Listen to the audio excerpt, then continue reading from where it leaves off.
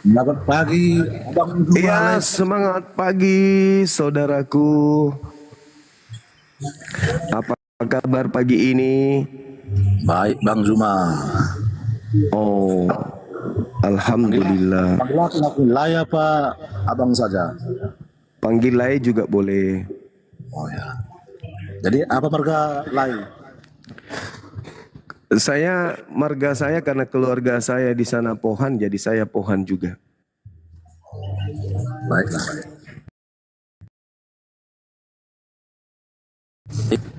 Kembali bertanya. Iya, silakan saudara. Kita bahas cakupan terkait dengan penyaliban materi kita hari ini. Seperti yang saya tanyakan semalam tentang nubuat yang Abang Alay bilang itu, gimana itu tertulis di Alkitab itu? Salah satu, Penolong ya, akan memuliakan namamu katanya. iya, iya bang. Jadi benarkah itu bahwa penolong itu adalah Nabi Muhammad atau gimana itu? Jadi gini saudara, kalau kita melihat di dalam kajian internal Kristen terkait dengan roh kebenaran, kita nggak usah melebar kemana-mana. Bagaimana uraian yang muncul di sana terkait data-data yang tertulis di dalam Yohanes 16 itu, diterangkan bahwasanya apabila roh kebenaran ini datang, maka dia akan memuliakan aku. Itu aja dulu, supaya kita tidak melebar. Sekarang kalau berbicara mengenai kemuliaan bang, di Islam itu Nabi Muhammad menerima wahyu Al-Quranul Karim. Setelah beliau menerima wahyu, beliau sedikit pun tidak ada menghinakan seorang nabi dalam risalah kenabiannya. Termasuk nabi yang datang kepada Bani Israel yang saudara Kristen sebut dengan sebutan Yesus. Karena hanya ada satu manusia yang lahir di tengah-tengah Bani Israel yang lahir tanpa ayah, yaitu Nabi Isa alaihissalam yang saudara Kristen sebut dengan Yesus Kristus. Berarti ketika kita berbicara hal tersebut, ya kita berbicara oknum yang sama, tapi dengan porsi cerita yang berbeda, alur cerita yang berbeda. Di dalam Al-Quranul Karim, jelas Nabi Muhammad Sallallahu Alaihi Wasallam menerima pemberitaan gaib. Ya, kami menyebutnya dari Roh Kudus, yang adalah malaikat Jibril. Apa kata malaikat Jibril? Apa kata Roh Kudus kepada roh kebenaran? Wahai Nabi Muhammad, Nabi Isa alaihi salam itu adalah manusia suci yang menyatakan dirinya di tengah-tengah kaumnya, mubarakan ainama kuntu. Aku diberkati dimanapun aku berada. Apa masih kurang kemuliaan itu? Al-Quran mengajarkan kepada kami umat Islam, wahai umat Islam, imani, percayai, yakini, manusia yang lahir tanpa ayah di tengah-tengah Bani Israel itu adalah manusia yang diberkati oleh Tuhan dimanapun beliau berada. Mubarakan ainama kuntu. Aku Nabi Isa alaihissalam diberkati oleh Tuhanku dimanapun aku berada. Berarti tertolak oleh iman Islam bahwa apa yang digaungkan oleh Paulus di dalam Galatia 3, Kristus telah menembus Kristen dari kutuk hukum Taurat dengan jalan menjadi kutuk karena Kristen, sebab ada tertulis, terkutuklah orang yang digantung di atas tiang salib. Berarti di situ Paulus sedang mencanangkan satu program untuk mengimani dan diimani oleh pengikutnya bahwa Kristus itu adalah manusia yang dikutuk oleh Tuhan di atas salib. Apakah itu memuliakan? Sedangkan sebelum Islam datang, sebelum Kristen datang, Yesus lebih dulu membuka garis. Aku minta kepada Tuhan agar Tuhan mengutus seorang penolong lain. Ketika ia datang, dia akan memuliakan aku. Itu hanya ada di Islam, Bu. Gak ada di agama lain. Yahudi sebagai tuan rumah, di mana Nabi Isa alaihi salam diutus. Kalau Anda baca Talmud, dulu ya, tahun berapa itu ya?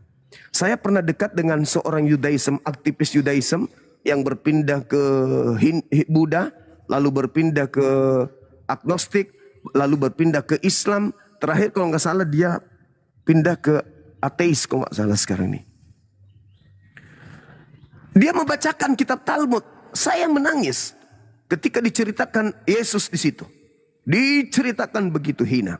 Direbus, ditinja yang mendidih. Na'udzubillah, summa na'udzubillah. Tapi kalau di Islam, Nabi yang disebut sebagai manusia suci, manusia hina, disebut sebagai Abu Dazara, disebut sebagai bidat. Bahkan di dalam Bible sendiri disebut sebagai orang gila. Tapi kalau di Al-Quran, subhanallah, beliau diajarkan oleh Allah melalui roh kebenaran. Dikatakan mubarakan ainama kuntu. Aku diberkati dimanapun aku berada. Abdullah, aku ini Allah memberikan aku ketetapan berupa mujizat dan tanda-tanda kekuatan di tengah-tengah kaumku. Dan aku diberkati, aku dijadikan sebagai seorang nabi. Jadi Islam ini kurang apa lagi coba? Kami Islam, saya berani nih, saya sebagai seorang muslim ketika ditanya oleh saudara Kristen, wahai Suma, dengan penuh cercaan, dengan penuh hinaan, apakah kamu percaya Yesus? Percaya. Apakah kamu percaya bahwa dia adalah manusia suci? Percaya. Kamu percaya Yesus itu adalah utusan Tuhan? Percaya. Kamu percaya Yesus itu manusia yang diandalkan oleh Tuhan? Percaya. Manusia suci? Ya. Jalan kebenaran? Ya. Itu imanku. Unggulnya Islam itu di situ. Bukan hanya sampai di situ. Kita bahkan perang mulut, caci makian, keluar, sumpah serapah, emosi keluar. Kenapa? Karena di pihak Kristen mengajarkan Yesus mati dikutuk, Yesus mati disalib, Yesus ditampar, diludahin. Hal-hal yang kami tidak suka. Dipitnahkan, dituduhkan kepada manusia suci, Yesus Kristus. Kita ribut di situ. Kenapa Islam Kristen itu ribut siang dan malam? Ya karena Kristen mengusung pemahaman Yesus itu manusia yang mati dikutuk. Sementara kami umat Islam tidak suka mendengarkan itu. Kami suka itu kalau Yesus itu disanjung, dimuliakan. Alaihissalam, alaihissalam, alaihissalam, alaihissalam. Kedamaian atasnya, keselamatan atasnya, kesejahteraan atasnya, kesucian atasnya. Itu kami suka. Tapi kalau sudah muncul, Yesus ditampar, diseret, diludahin, ditonjok, ditelanjangin, digantung, ditombak, dibunuh. Kami gak suka. Apalagi sampai level dikutuk.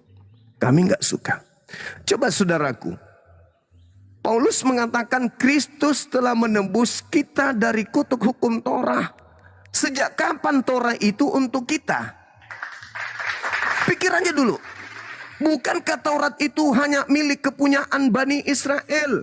Ulangan 33 nomor 4. Hukumku yang datang kepada Musa adalah hak milik kepunyaan Bani Yakub.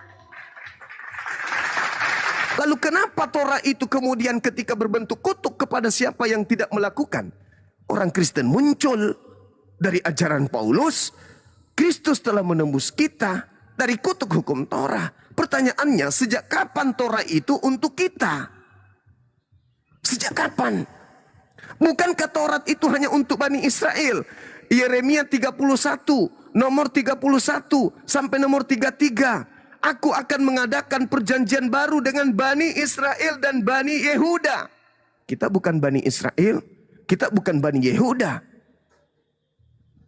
Aku akan memasukkan hukum Taurat dan akan menanamkan hukum Torah ke dalam batin setiap dari mereka. Kita bukan Bani Yehuda, kita bukan Bani Israel.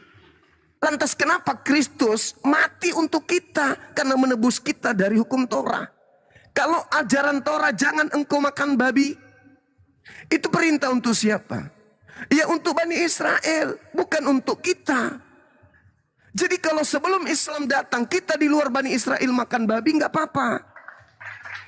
Karena larangan itu hanya datang kepada mereka Bani Yakub. Kita di luar Bani Yakub, sebelum datang Islam, boleh makan babi? Boleh.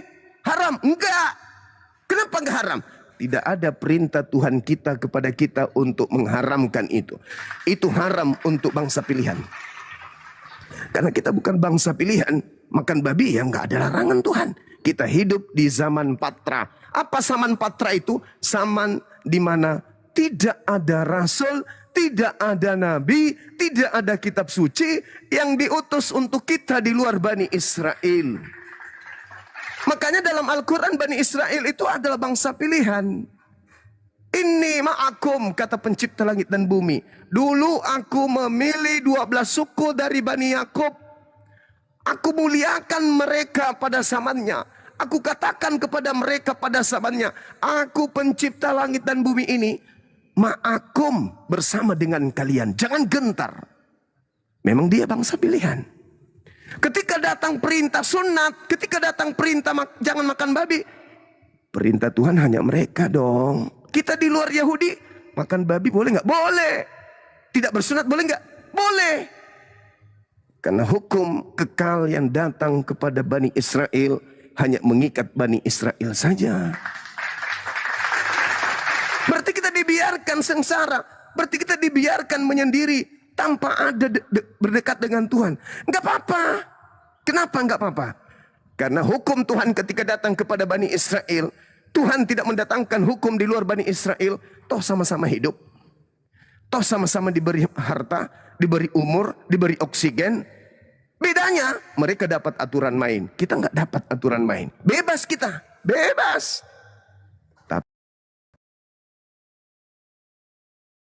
Ketika kemudian Allah mengutus Nabi penutup, Rasulullah wa khataman nabiyyin, yaitu baginda Rasulullah Muhammad SAW. Sehingga hukum Tuhan yang tadinya hanya datang kepada Bani Israel, sekarang datang kepada seluruh umat manusia melalui Nabi penutup, yaitu baginda Rasulullah Muhammad SAW. Makanya dikatakan, ya ayuhan nas, wahai seluruh manusia, inni Rasulullahi ilaikum jami'a. Itu perintah.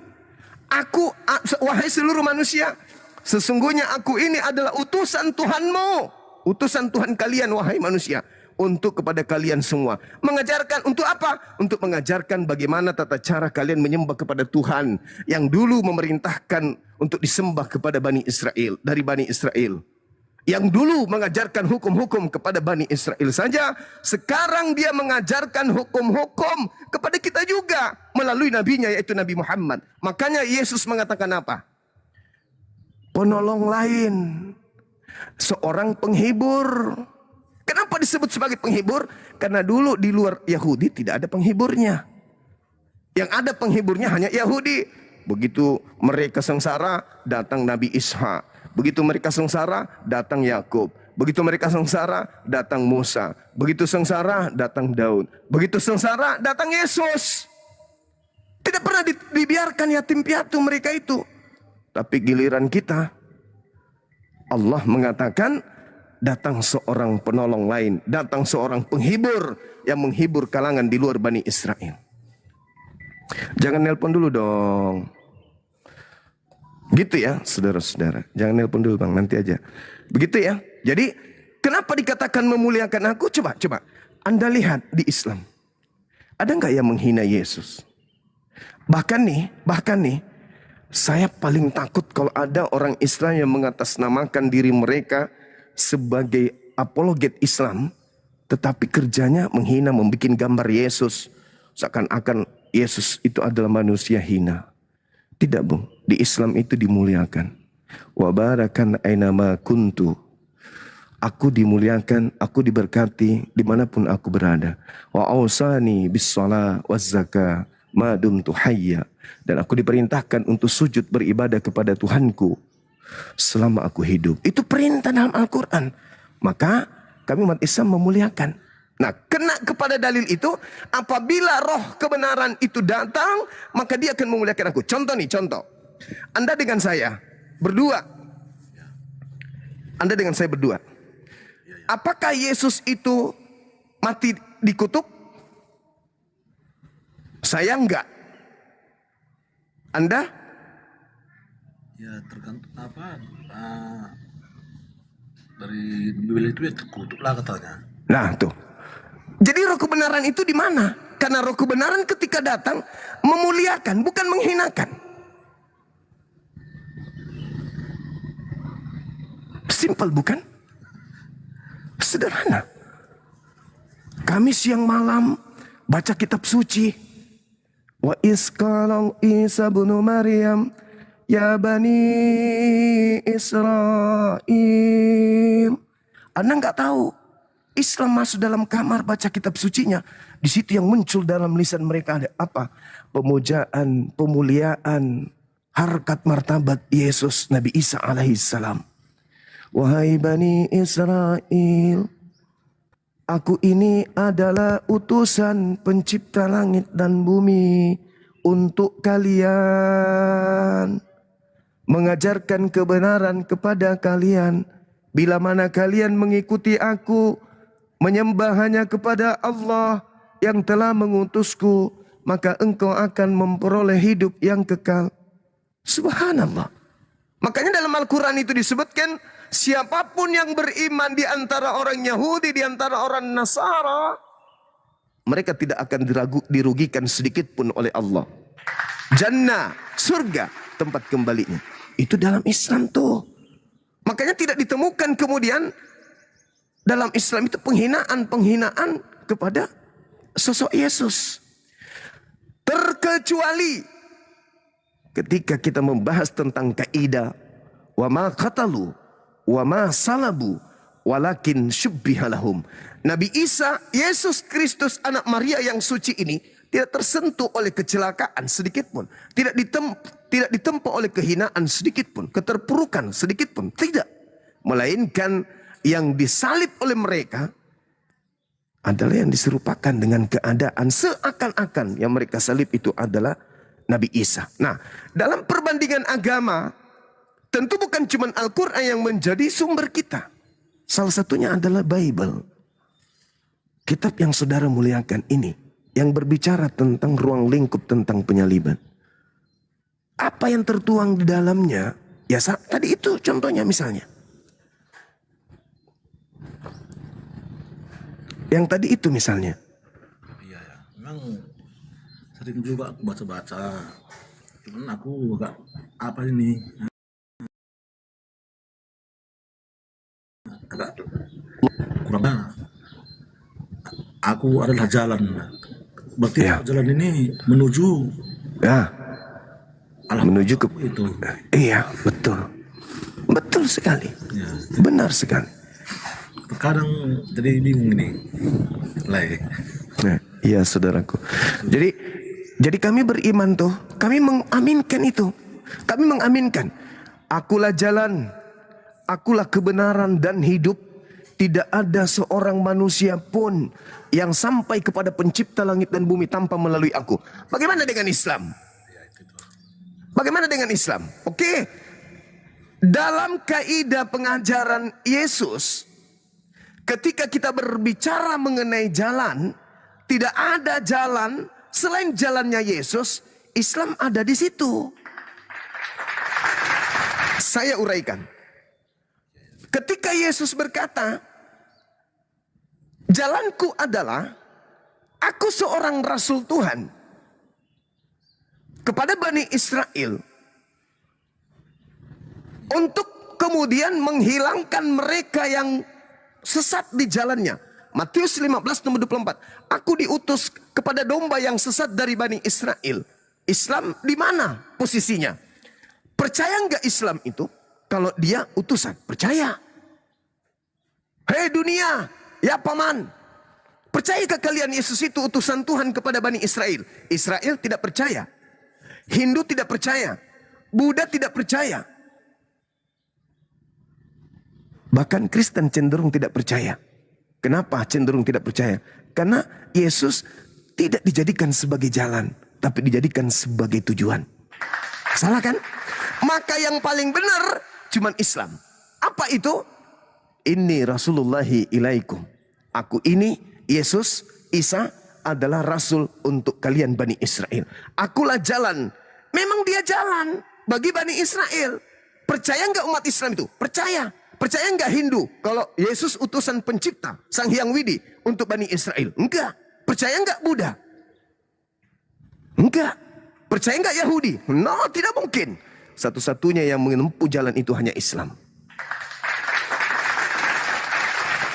Jadi kalau dibiaskan data itu, tidak ada seorang pun yang selamat tanpa melalui jalan yang aku tempuh. Islamlah itu di dalam paling utama. Karena hanya Islam di luar kelompok Yesus yang beriman kepada Yesus mendudukkan Yesus pada perkara kadar yang sesungguhnya. Dia mengaku nabi, dia mengaku rasul. Islam di luar kelompok melihat keadaan itu, apa kata Islam? Kami beriman kepada keadaan demikian, bahwa engkau adalah nabi, engkau adalah jalan. Orang Yahudi setelah engkau datang yang menolakmu, neraka. Islam tuh. Tapi orang Yahudi yang menerima engkau sebagai jalan menuju kepada Elohim, surga. Islam tuh. Makanya di Islam itu ada rukun. Rukun iman, salah satunya beriman kepada Yesus, bahwa Yesus Kristus anak Maria adalah Nabi Rasul Juru Selamat untuk Bani Israel. Itu iman, rukun. Sesuatu yang harus ada di Islam. Pada diri setiap umat Islam itu adalah rukun. Rukun itu adalah hukum yang harus diadakan. Kalau dia tidak diadakan, batal iman itu. Maka salah satu dari sekian rukun iman, salah satunya adalah beriman kepada para nabi. Salah satunya adalah Nabi Isa alaihissalam yang saudara Kristen tolak bahwa itu adalah Yesus Kristus. Ini Islam, Bung. Makanya dikatakan Islam itu, ya gimana? Bentar Bang ya. Silakan. Nabi Isa dengan Yesus itu sama itu. Sama. Cuman cerita yang membuatnya berbeda. Cerita di Kristen kenapa bisa berbeda? Karena di situ ada cakupan, ada kekuatan yang menggiring penikmat Bible, pengikutnya, untuk supaya nanti berada pada ujung final, yaitu menyembah kepada Kristus. Sedangkan Yesus mengatakan, waspadalah kepada Kristus yang datang kepadamu, mengaku aku dan berkata akulah Kristus. Berarti ada Kristus lain yang datang untuk supaya dituhankan. Maaf. Sekarang kita sederhanakan, Bang. Di situ ada Bible? Ada. Oke, tolong dibuka Matius 7 nomor 21, nomor 22, 23. Kalau tahu sudah hafal. Kalau hafal saya lanjutkan. Kalau tidak, buka dulu.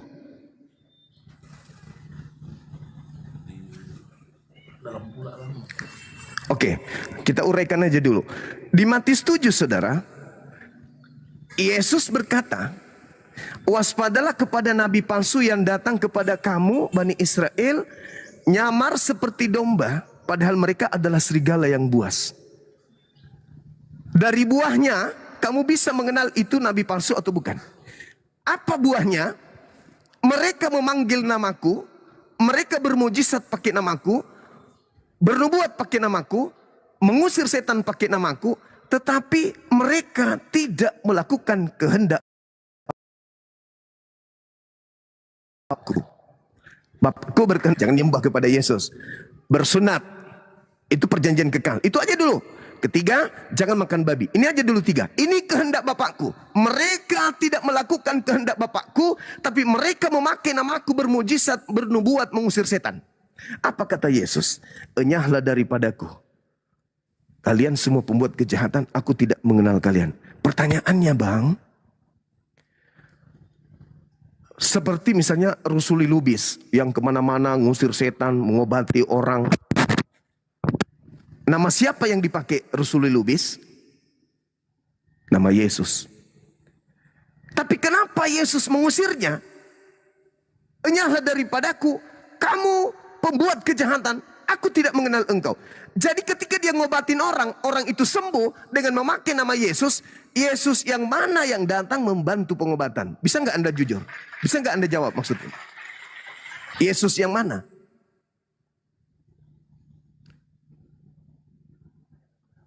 Yesus yang mana yang datang membantu pengobatan orang-orang yang bermujizat mengusir setan, tetapi Yesus tidak mengenal dia. Jadi Yesus yang mana yang mereka panggil? Yesus yang mana yang datang membantu mereka melakukan pengobatan? Sementara Yesus yang asli mengatakan, aku tidak mengenal kamu. Enyahlah daripadaku. Kamu adalah pembuat kejahatan. Manggil namaku, ngusir setan. Setannya pergi, orang sembuh. Pertanyaannya, Yesus mana yang membantunya? Yesus asli atau Yesus palsu?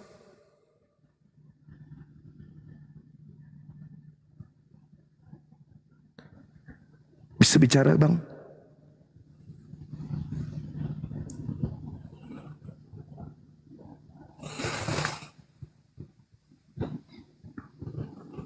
Ada yang bisa jawab di bawah?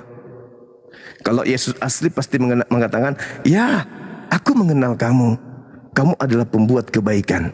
Tapi sayangnya Yesus tidak berkata seperti itu. Pada hari terakhir nanti banyak orang berseru, memanggil aku, teriak, memanggilku. Tuhan, Tuhan, bukankah kami bernubuat, mengusir setan, bermujizat pakai namamu? Pada saat itulah aku, Yesus, berkata berterus terang kepada mereka, enyahlah daripadaku. Aku tidak mengenal kalian. Kalian semua adalah pembuat kejahatan. Jadi Yesus mana yang datang membantu mereka? Andi Simon. Siapa lagi? Yang terkenal biasa ngobatin orang. Pendeta siapa gitu. Termasuk Rusuli Lubis. Yesus mana yang datang membantu mereka ini? Sementara mereka memberikan makanan-makanan kepada yang mereka doakan dengan menu babi. Sementara kehendak Bapa jangan makan babi. Yang mereka obati ini dan yang mengobati orang-orang tidak bersunat semua. Sementara Tuhan mengatakan di dalam Kejadian 17 nomor 14, bunuhlah orang yang tidak bersunat karena dia telah membatalkan perjanjian kekalku. Itu perintah. Yang ngobatin pakai nama Yesus tidak bersunat, yang diobati juga tidak bersunat. Sebelum dan sesudah diobati makannya, makan babi.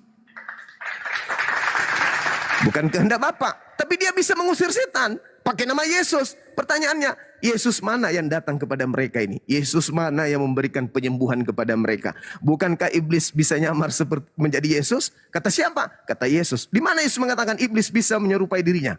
Lukas 21 nomor 8. Waspadalah kepada penyesat, planos, pembohong, penipu, iblis yang datang kepadamu dengan memakai namaku dan berkata, akulah dia. Saatnya sudah dekat, jangan kamu percaya, jangan kau ikuti mereka. Berarti kata Yesus, ada Yesus palsu. Yang lebih terang, ada enggak Yesus mengatakan itu? Ada. Di mana itu diterangkan? Matius 24 nomor 4. Waspadalah kepada penyesat yang datang kepadamu dengan memakai namaku dan berkata, akulah Kristus. Berarti setannya datang menyamar menjadi Kristus. Jangan kamu percaya. Nomor 23. Apabila ada orang berkata kepadamu, lihat ada Kristus di sini, lihat ada Kristus di sana. Apa kata Yesus? Jangan kamu percaya. Nomor 24. Sebab Kristus palsu. Jangan telepon dulu. Sebab Kristus palsu akan datang melakukan banyak tanda mukjizat, melakukan tanda yang dahsyat dan mukjizat sekiranya mungkin menyesatkan orang-orang pilihan. Orang pilihan aja disesatkan, apalagi Kristen yang bukan orang pilihan.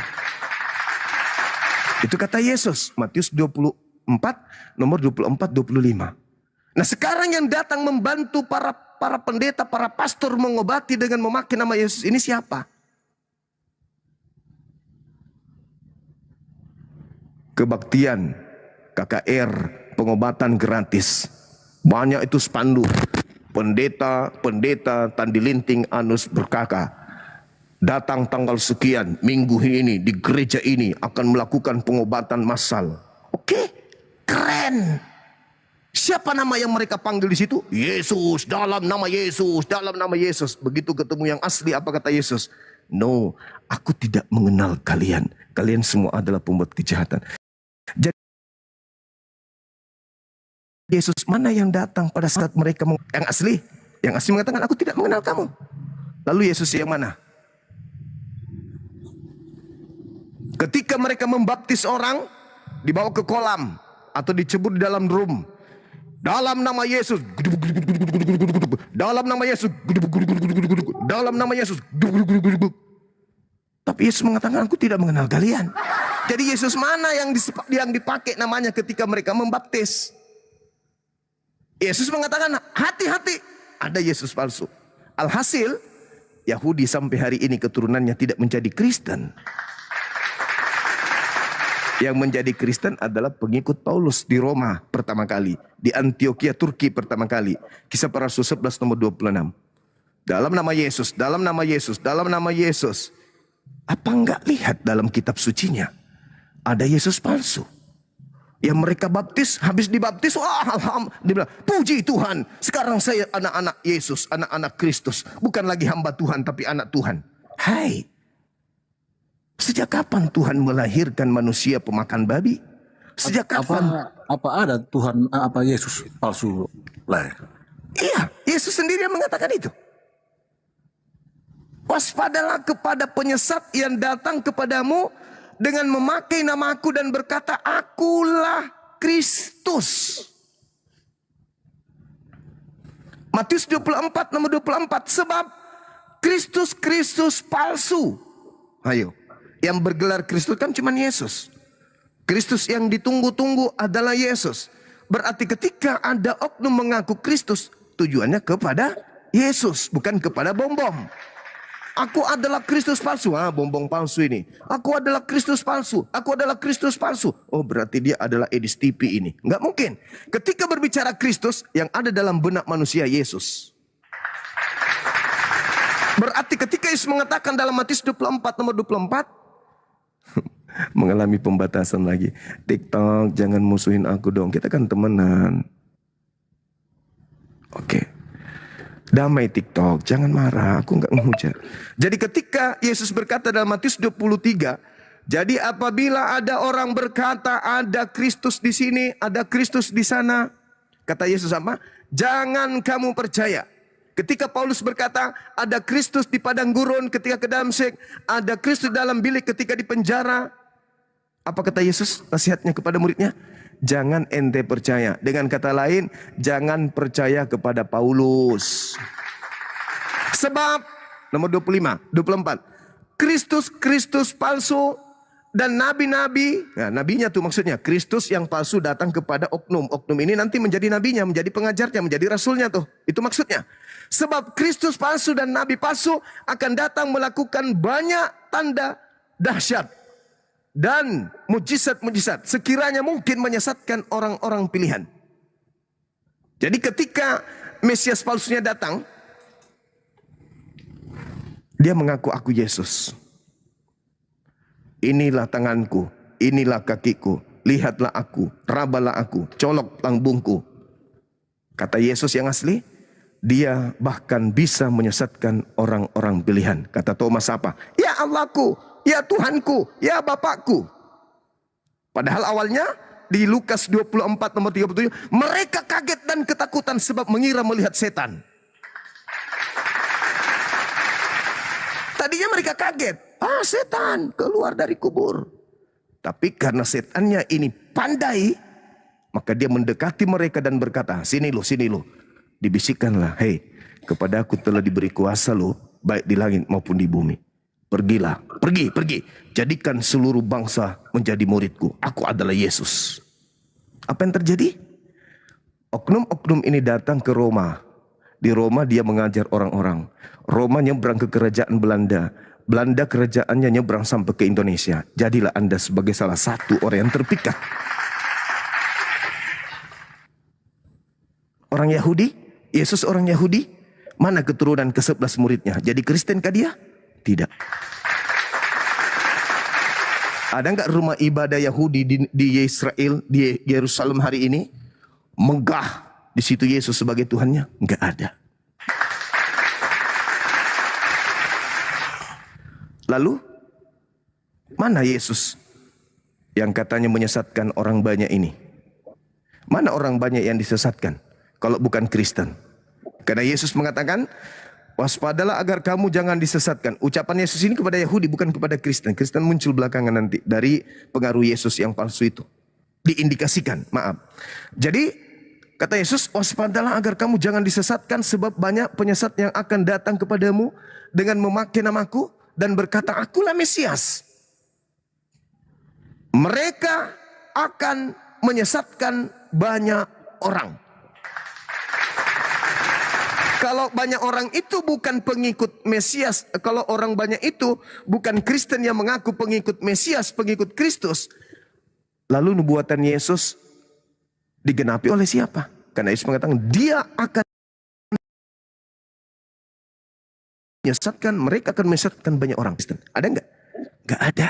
Jadi yang memenuhi nubuat Yesus, orang banyak yang menjadi pengikut Kristus palsu adalah Kristen. Kecuali saudara ingin menunjukkan, oh bukan. Ada kelompok luar Kristen yang banyak yang juga pengikut Kristus. Siapa itu? Islam bukan pengikut Kristus. Hindu bukan pengikut Kristus. Buddha bukan. Hindu bukan. Ateis bukan. Lalu siapa? Satu-satunya kandidat, Kristen. Apapun sektenya. Dan Anda adalah salah satu bagian orang yang di dalam. Saya kira begitu, saudara. Silakan. Mungkin lagi di jalan ya. Ya, enggak di pinggir jalan ini. Oke, sip. Jadi terpelongo saya aku nilai ya. Orang yang melembutkan hatinya, saudara, itu pasti akan sampai kepada kebenaran. Yesus berkata apa? Kasihi Tuhan dengan akal. Akal Anda berfungsi. Yang saya sampaikan bukan bohong. Yang saya sampaikan data. Fakta real. Islam memuliakan Yesus. Kami sangat memuliakan beliau. Manusia suci, Bung. Tapi diajarkan kepada orang-orang yang konon pengikutnya justru kebalik. Diajarkan untuk mengimani, dia mati.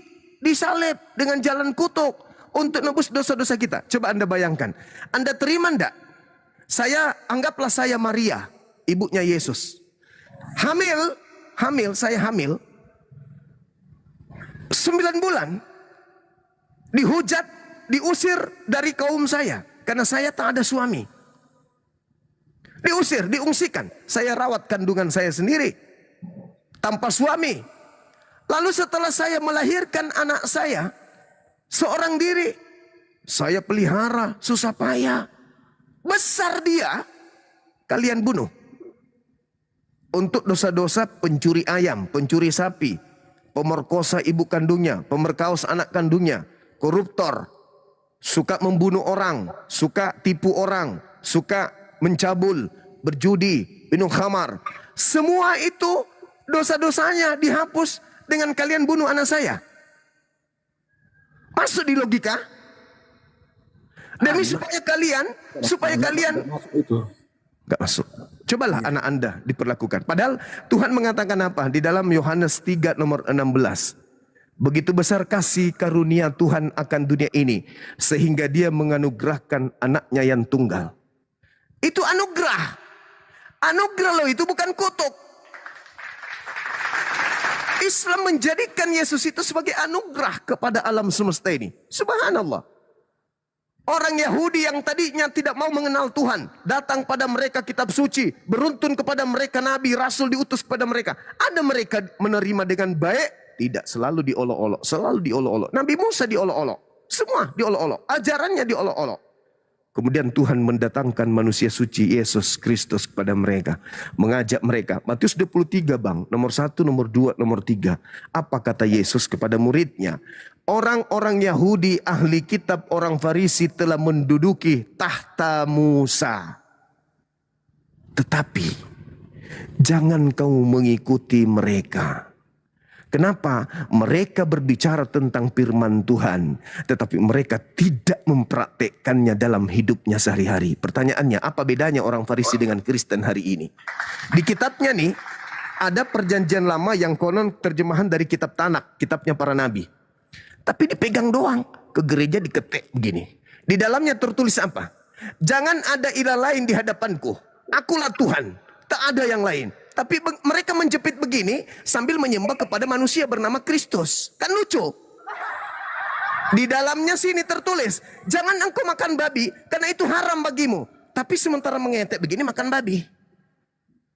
Di dalamnya tertulis nih, diketek nih di gereja nih. Sunatkan dirimu. Siapa yang tidak bersunat maka neraka. Yesaya 66 nomor 17 nomor 18. Siapa yang makan babi semuanya aku akan bakar habis. Ada tertulis di sini. Sunatkan dirimu, tapi nonot masih pakai helm. Iyalah ya, pas itu. Itulah yang disebutkan Yesus di dalam Matius 23. Jangan kau ikuti mereka. Mereka mengajarkan orang untuk mempraktekkan hukum Torah. Kalau Kristen bukan hanya mengajarkan, bahkan diketek begini. Tapi mereka tidak menjalankan itu. Itulah yang disebut fasik. Itulah yang Yesus sebut sebagai ular-ular, keturunan ular beludak. Itulah yang Yesus sebutkan sebagai orang munafik. Celakalah engkau wahai ahli Taurat. Nomor 15-nya. Celakalah engkau wahai orang munafik. Celakalah engkau wahai orang Farisi. Engkau menyeberangi lautan, menjelajahi daratan, mentobatkan orang di luar Yahudi, di luar Yerusalem, untuk kau tobatkan menjadi pengikutmu. Setelah dia menjadi pengikutmu, kau sendiri. Siapa orang Yahudi? Siapa ahli kitab? Siapa menjelajahi daratan sampai ke Kiliki? Mengajarkan kemudian orang dan mentobatkan orang menjadi pengikutnya. Tapi setelahnya dia jadikan menjadi orang neraka. Apa buktinya? Ketika mereka orang-orang menjadi pengikutnya, bersungut-sungut mereka, Yesus Tuhan, bermujizat menubuat. Begitu ketemu Yesus diusir. Berarti kau menyeberangi lautan, menjelajahi daratan, mentobatkan orang. Sekiranya orang itu menganggap diri mereka benar, tapi ternyata engkau jadikan dia orang neraka. Buktinya mereka diusir oleh Yesus. Siapa yang tanggung jawab? Untung ada para apologet datang hadir menyadarkan kalian yang masih mau sadar. Ya kalau tidak mau sadar, mati dalam kekufuran. Di dalam nanti ketemu Yesus. Lu dari mana lu? Ya, dari bumi. Kau nyembah siapa di bumi? Nyembah Yesus. Alamak. Di mana saya pernah mengajarkan itu? Di mana? Di Bible. Apa Bible itu rupanya? Surat-surat dari Paulus. Siapa Paulus itu rupanya? Rasulmu katanya. No. Saya tidak mengenal Rasulku. Aku mengatakan di dalam Matius 12. Matius 10 nomor 5. Bahkan aku mengatakan dalam Yohanes 6 nomor 70. Bukankah aku memilih engkau yang 12?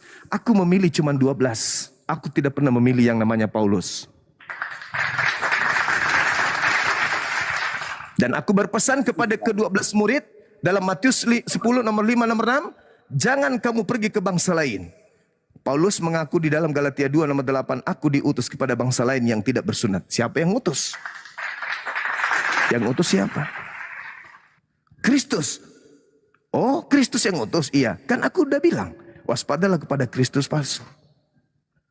Bukan aku kan? Kristus kan? Ya udah, kau samalah Kristus ke neraka. Aku tidak mengenal kalian. Enyahlah daripadaku. Kalian semua adalah pembuat kejahatan. Siang malam berdoa, Yesus. Tapi Yesus mengatakan, aku tidak mengenal kalian. Saudaraku, hari demi hari, usia kita bertambah. Suara neraka itu, suara alam kubur itu sudah memanggil-manggil tuh. Cepatlah datang. Ada masa di mana akan sampai ke situ. Bukti sederhana. Sebelum saya berangkat ke Medan, ke Pekanbaru kemarin. Kita berangkat ke Pekanbaru seminggu lagi ya. Iya. Berapa lama kita di sana? Kurang lebih sebulan. Aduh, lama juga ya. Kita jalanin. Waktu menggiring kita, nggak bisa kita berhenti. Jangan. Waktu jangan berjalan. Jangan dulu. Enggak. Suka tidak suka, detik demi detik berlalu. Sampai naik di pesawat. Tiba di Jakarta. Habis itu tiba di Pekanbaru. Di Pekanbaru kita berpikir lagi. Seminggu yang lalu kita berpikir kita akan ke Pekanbaru ya. Hari ini kita sudah di Pekanbaru. Tak pernah kita bermimpi ya kita akan kaki kita akan menginjak kota Dumai. 3 hari kemudian ada di Dumai. 2 hari kemudian ada di Bukit Tinggi. Kemudian kembali lagi di Pekanbaru. Kembali lagi ke Dumai. Berputar. Habis waktu tiba-tiba muncul di Jakarta. Duduk lagi merenung. Baru-baru kemarin perasaan kita hampir sebulan di Sumatera ya. Di Riau. Iya. Sekarang kita di Jawa, sudah di Jakarta lagi. Iya benar-benar. Kita berapa di sini? Kita kurang lebih 2 minggu di Jakarta. Masih lama juga ya kita injak Makassar. Hari ini ternyata saya pulang dari Jakarta udah 2 pekan. Gak terasa. Begitulah usia kita. Apa kita berpikir masih hidup 100 tahunnya akan datang? Enggak. Anak-anak sudah menggunakan tombol. Duduk berdiri mau ke sekolah. Langsung terangkat naik. Kiri, langsung belok kiri, tanpa menjejakkan kaki di tanah. 100 tahun yang lalu, kita tinggal tulang belulang mempertahankan dan mempertaruhkan keselamatan kita di alam kubur. Siapa juru selamat kita? Yesus. Yesus mengatakan, aku tidak mengenal engkau. Nabi Muhammad, Anda tidak beriman. Lalu siapa menjadi penolong? Tidak ada lagi. Tidak ada penolong. Yesus tidak mengenal. Nabi Muhammad tidak mengenal. Lalu siapa? Nabi Musa tidak mengenal. Nabi Ibrahim tidak mengenal. Yang ada hanya dipatok sama malaikat. Ketepak, ketepak, ketepak, ketepak. Pantat bom-bom itu melebar kemudian. Dipatok terus tiap hari. Nah, mumpung masih ada kesempatan. Ketika umat Islam datang. Di dalam Yohanes 8. Yohanes 12 nomor 48. Apa kata Yesus di situ, Bung? Barang siapa yang menolak aku. Nah ini ultimatum Yesus. Tidak menerima firmanku. Dia sudah ada hakimnya. Yaitu perkataan yang pernah aku sampaikan kepada mereka. Perkataan itulah kelak yang akan menjadi hakimnya di akhir zaman. Bang Suma dipanggil di akhir zaman. Saudara Gutul, lahir Gutul dipanggil di akhir zaman. Bang Suma, Kadio. Siap komandan. Yesus kan? Iya, salam jempol. Salam tauhid dulu. Yohanes 17 nomor 1. Hidup kekal itu adalah satu-satunya Tuhan, adalah Dia yang di surga. Salam tauhid dulu Yesus. Yes, salam tauhid. Salam satu Tuhan. Pelukan kami. Yuk. Datang abad keberapa? Abad 20-an. Kamu tidak sampai ke zamanku? Enggak. Lu mengimani aku sebagai apa? Aku mengimanimu sebagai rasul. Dan engkau utusan Tuhan, dan engkau mengajarkan satunya Tuhan adalah yang engkau sujudi setiap saat. Terus apalagi? Kamu bukan Tuhan, kamu utusan Tuhan kepada Bani Israel. Kata Yesus, silakan Anda berjalan sebelah kanan, di situ ada namanya janda surga, Firdaus. Anda yang dipanggil. Lai Gutul, Kak dia, come here, sit down please. Kamu dari mana? Dari Kristen, Pak. Jangan panggil Bapak. Kau panggil apa aku di bumi? Panggil apa? Panggil Tuhan. Siapa yang ngajarin kau memanggil aku Tuhan? Bukankah aku mengajarkan Tuhan itu hanya ada Dia satu-satunya yang ada di langit? Terus aku ini siapa bagimu? Kamu adalah Tuhan. Hidup kekal itu adalah mereka mengenal aku sebagai apa? Itu ucapan saya dalam Yohanes 17 nomor 3. Hidup kekal kamu peroleh dengan mengenal aku sebagai apa? Mengenal engkau sebagai Tuhan yang datang dalam rupa manusia. Kurang ajar. Siapa yang ngajarin kamu? Dia mengajari saya. Siapa? Paulus. Di mana dia katakan itu? Filipi 2 nomor 6 nomor 7 katanya Tuhan turun mengosongkan diri lalu mengambil rupa manusia mati jadi manusia. Koplak, tak ada pernah kuajarkan itu. Hidup kekal itu adalah ketika engkau mengenal aku sebagai rasul. Hidup kekal itu adalah mereka mengenal engkau satu-satunya Tuhan yang benar dan mengenal aku Yesus manusia yang engkau utus. Nah sana sebelah kiri nah. Kenapa sebelah kiri, Pak? Ke neraka sana. Begitu kau melangkah, saudara melangkah 3 langkah, kamu tertawa. Kamu dipanggil lagi. Sini. Lu masuk neraka, kenapa tertawa? Pak Yesus, kalau saya yang tidak punya jemaat diusir ke neraka, bagaimana Pak Bom-Bom? Pak Bom-Bom yang di belakang saya itu loh. Kenapa dia rupanya? Banyak orang ditipu, Pak. Tiap malam dia cari koin, ngajak orang nyembah Bapak. Aduh, mampus. Kasihan dia. Mau panggil dia ke sini. Itulah yang akan terjadi. Berdasarkan Al-Quran ada nggak? Ada. Wa idza husyiran nasu kanu. Apabila manusia kelak akan dikumpulkan, apa yang menjadi sembahan mereka akan menjadi musuhnya.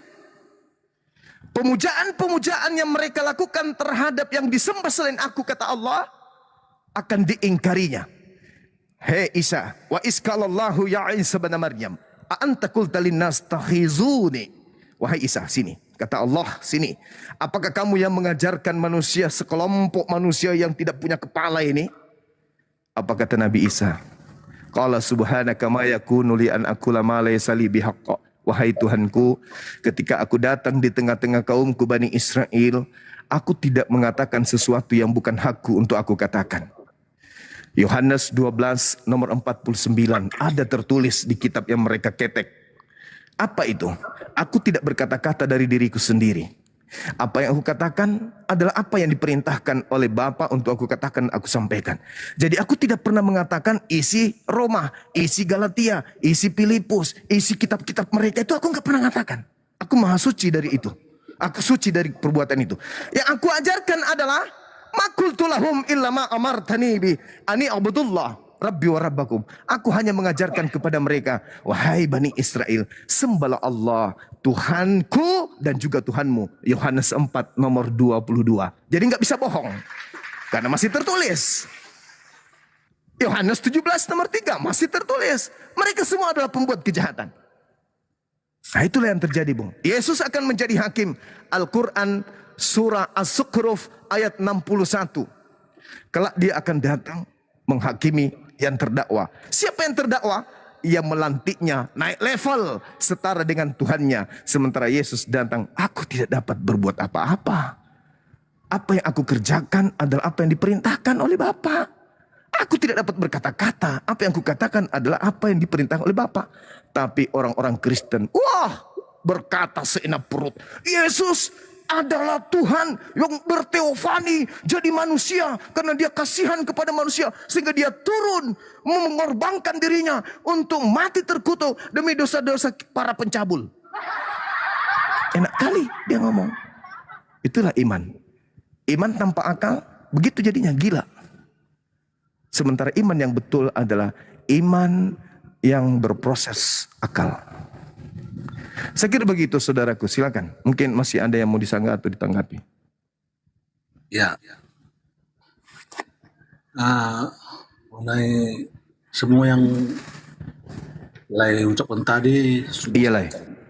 saya sudah cerna, memang masuk di akal, dan saya pun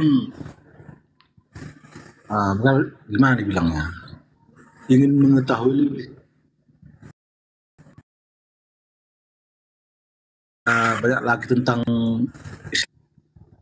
silsilah daripada Nabi Muhammad. Dari mana silsilah itu Iya.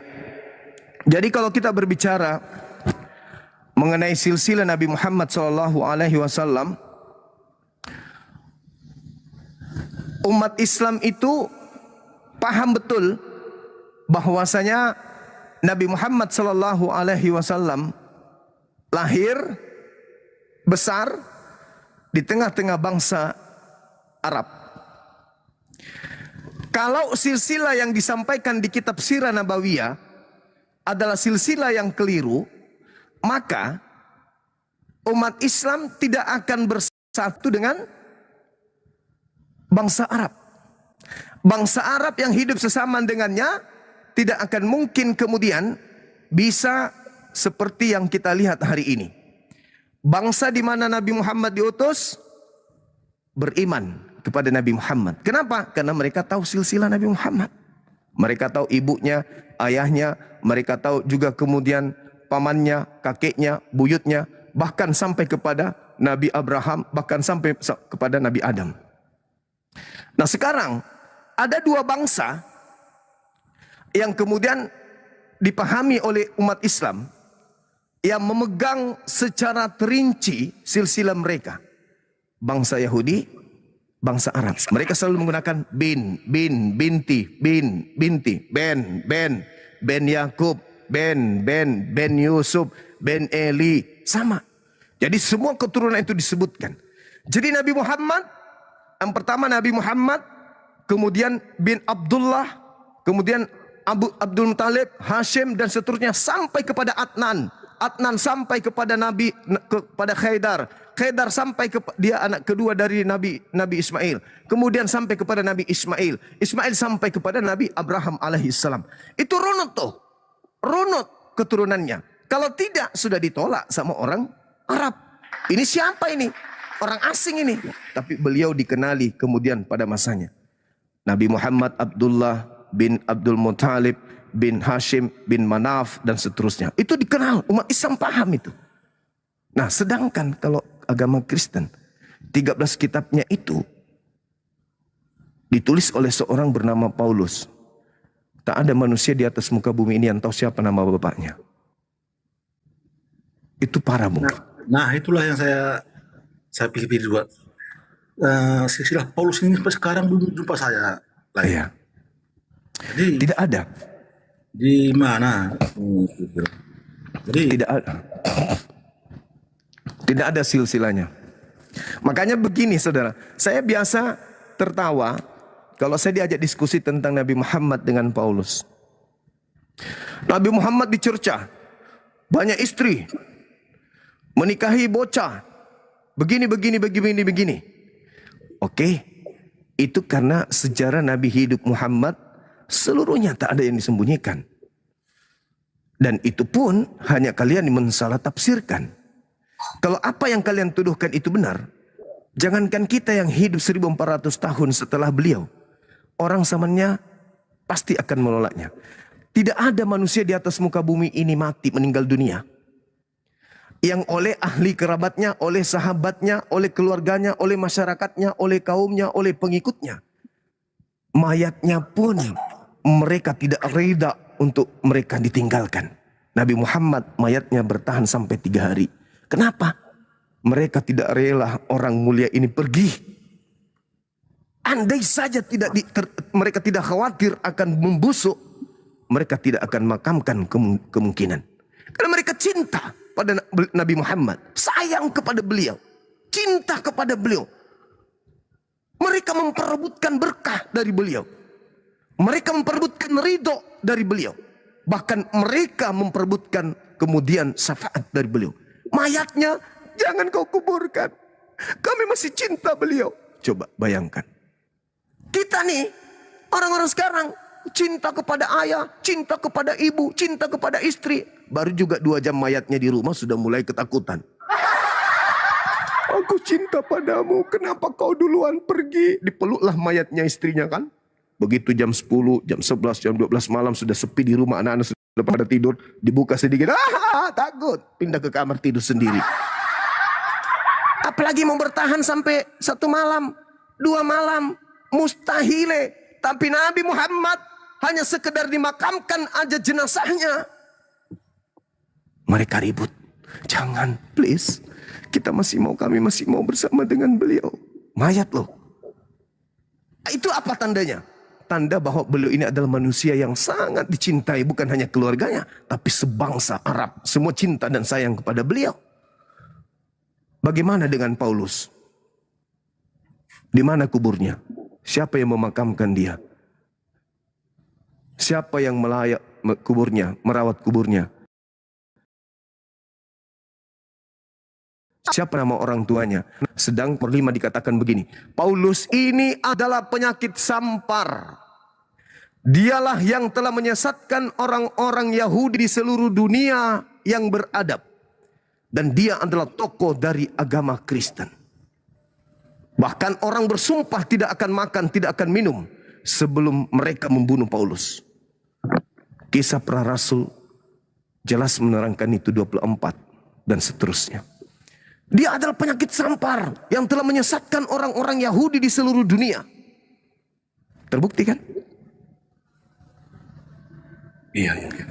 Kalau berita secara histori yang kita bisa terima terkait dengan pengakuan beliau, Itu bisa kita tarik benang merahnya di Kejadian 27.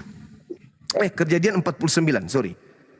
Di Kejadian 49, Bung, Yakub memiliki 12 anak, dipanggil satu-satu. Sini. Sebelum saya meninggal, saya ingin memberitahukan sesuatu yang akan terjadi pada kalian di masa akan datang. Nubuah. Dipanggil, Yehuda, kau begini. Nanti kau begini. Natalen, nanti kamu begini. Benyamin, Yusuf, nanti kau begini. Nah, tiba masanya di data nomor 27, Benyamin dipanggil. Benyamin, kau duduk. Nanti keturunanmu itu seperti serigala. Merampas harta jarahannya, lalu membagi-bagikan ke orang lain. Itu keturunanmu akan berlaku seperti itu. Benyamin. Kata Al-Quran, wa makaru wa makarallah wallahu khairul makirin. Mereka ingin menipu, mereka membuat tipu daya, mereka membuat tipu muslihan, mereka membuat kesaksian palsu. Tapi aku Allah membalas kejahatan mereka. Karena sesungguhnya aku adalah sebaik-baiknya pembalas kejahatan. Ketika Paulus kemudian ingin menyesatkan, entah kenapa terselip lidahnya menulis di dalam Filipi 3 nomor 5, aku adalah keturunan Benyamin. Subhanallah. Begitu indah, begitu cantik cara kerja Sang Maha Melihat. Ketika di dalam Kejadian 49, Benyamin, keturunanmu kelak berlaku seperti serigala. Paulus terselip lidah, entah petunjuk dari Tuhan. Hei kaum manusia sesat, tulis di suratmu bahwa kau mengaku kau adalah keturunan Benyamin. Berarti dia keturunan serigala. Apa buktinya? Dia mengambil hukum Torah, diacak-acak hukum Torah itu. Baca di Filipi 3, diacak-acaknya dia katakan hukum Torah itu adalah sampah. Bahkan dikatakan dalam suratnya Galatia 5 nomor 4, apa kata beliau? Kamu lepas dari Kristus kalau kau mengharapkan kemudian ada kebenaran dalam hukum Torah. Kamu lepas dari kasih karunia Tuhan kalau kau mengharapkan ada kebenaran dalam Torah. Galatia 5 nomor 2. Jika engkau sunat nonotmu, Yesus Kristus tidak berguna bagimu. Sementara Tuhan mengatakan siapa yang tidak bersunat, bunuhlah dia. Karena dia membatalkan perjanjian kekalku. Artinya ketika Yakub menubuatkan keturunannya, keturunanmu wahai Benyamin, nanti kelakuannya seperti serigala. Kerjanya merampok, merampas harta rampasan. Setelah dia mempretelin hukum Torah, dianggap sampah, dianggap tinja, dianggap skubalon, dianggap kemudian kotoran, lalu dijual kepada orang bangsa di luar Yahudi. Adalah ya perjanjian lama sebagai kitab Tauratnya Nabi Musa yang dirampas dari agama Yahudi diberikan kepada Kristen. Kristen hari ini ketek begini. Hasil rampasan dari Benyamin. Ketika orang Kristen berhadapan dengan Bang Suma, kitab yang kau pakai itu, mana validasinya?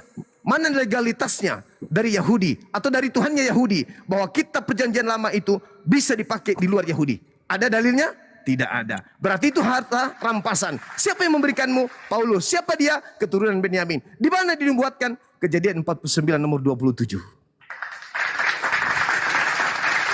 Kalau Nabi Muhammad silsilahnya jelas. Anda boleh baca di kitab Sirah Nabawiyah. Saran saya silakan Anda baca di situ. Keturunan silsilah Nabi Muhammad jelas di sana. Saya kira begitu sementara saudaraku di sini sudah azan. Saya harus ibadah dulu.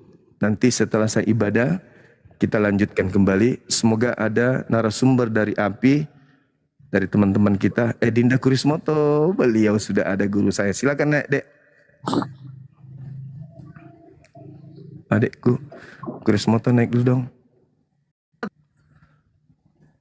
Jadi gini Bang ya. Iya, iya.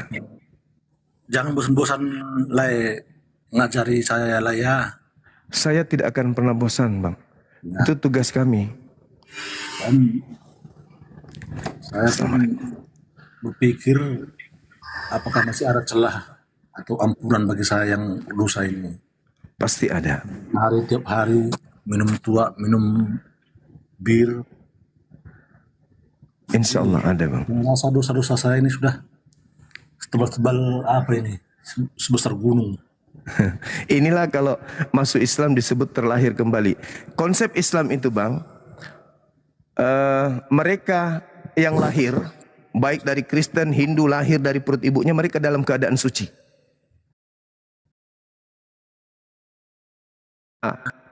Kalau Anda masuk Islam, semua dosa-dosa abang yang dulu, laya yang dulu dihapuskan oleh Allah. Dan semua kebaikan-kebaikan laya yang dulu-dulu selama masih Kristen ada kebaikan, membantu orang, berinfak, bersedekah. Itu dihitung sebagai amalan soleh. Dosanya dihapuskan, kebaikannya ditinggalkan sebagai pemberat amalan kebaikan. Itu indahnya di Islam. Jadi Anda beruntung. Kenapa Anda beruntung? Di usia sekarang ini, Anda sudah pernah merasakan nikmatnya makan babi. Anda sudah merasakan nikmatnya menggunakan kulub. Anda sudah merasakan nikmatnya hidup tanpa tunduk kepada Tuhan dan seterusnya. Anda sudah merasakan bla bla bla bla bla bla. Semua Anda sudah rasakan. Tapi tiba-tiba Anda dapat hidayah menjadi pengikut Yesus yang setia. Masuk. Asyhadu an la ilaha illallah wa asyhadu anna Muhammadar Rasulullah wa Isa Yesus Rasulullah. Dosa-dosa Anda yang tadi terhapuskan. Yang ada tinggal amalan-amalan baik. Anda menjadi suci. Makanya kami umat Islam itu ketika ada mu'alaf baru, kami berlomba minta didoakan. Kenapa? Karena orang yang baru masuk Islam itu bersih, suci. Mereka dengan Tuhan sangat dekat. Maka tolong minta kepada Tuhan kita, doakan kepada saya supaya saya sehat. Itu kami berlomba untuk minta didoakan sama Allah. Kenapa? Karena mereka dalam keadaan fitrah. Mereka suci kembali seperti bayi. Itu saudaraku. Jadi jangan putus asa. Karena Tuhan itu maha pengampun, maha penyayang. Sebesar apapun dosa yang Anda lakukan, mau sebesar langit dan bumi, pengampunan pencipta langit dan bumi jauh lebih besar. Yang penting taubatan nasuha. Benar-benar menyesali. Benar-benar masuk Islam karena proses akal. Bukan karena ingin sesuatu, ingin perempuan, ingin harta. Dan itu tidak mungkin. Di Islam itu dimanapun Anda bisa mendapatkan perempuan. Tapi betul-betul memikirkan keselamatan. Mau berapa tahun sih kita hidup ke depan? Iya Bang Jumala. Setelah itu kita mau kemana? Hanya imam buta. Ada saya punya juru selamat. Sedangkan juru selamat kita tidak kenal kita. Cuman kita ada yang mengatakan, oh, itu namanya cinta bertepuk sebelah tangan. Saya kira begitu saudaraku laiku. Saya pamit untuk diri ibadah. Di sini ada guru-guru kita, ada guru-guru saya maksudnya, ada Dinda Kursmoto, Dinda Alif sebagai ketua apologet Islam Indonesia. Antum saudari laiku bisa bertanya apapun kepada beliau. Adek, assalamualaikum warahmatullahi wabarakatuh. Saya pamit ibadah sebentar ya. Waalaikumsalam warahmatullahi wabarakatuh. Oke, baik. Dibimbing saudara kita ini, beliau seorang non-muslim yang mau belajar. Terlepas dapat hidayah ataupun tidak, tugas kita ud'u ila sabili rabbika bil hikmah. Sampaikan kebenaran itu dengan cara yang baik. Selama orang itu mau belajar dengan cara baik. Begitu. Illal ladzina zalamu minhum. Kecuali terhadap orang-orang zalim, kita harus tegas, kita harus keras demi untuk meluruskan dia.